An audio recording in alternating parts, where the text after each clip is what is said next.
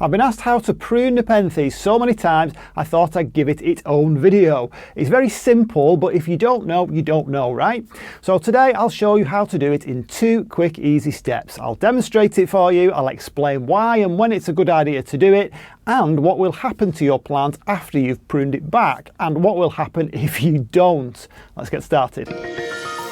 And we are in. Okay, so here is at Nepenthes. We're in the middle of winter here and it's still forming and growing new pitchers for me, but as you can see it's getting rather long, so it's in need of a good prune. Why do I say that? Well, Nepenthes are climbing plants. They are vines. They stay like this really small one for a few years, but once they're a few years older they start to send out bigger leaves and longer shoots, searching for something to climb up.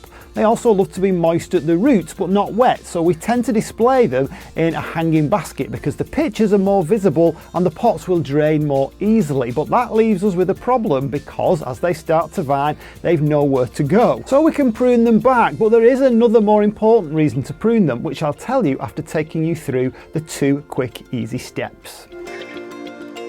So here's the vine, and step 1 is to find a place just after one of the leaf nodes. That's where the leaf joins the stem. We're going to cut just after a leaf node because if we cut any further up, we're going to leave a piece of stem which will simply just die back and look unsightly. I aim to create a plant with around 20 centimeters of growth on it. That's just personal preference. You can do whatever you want. Step 2 is simply to make your cut.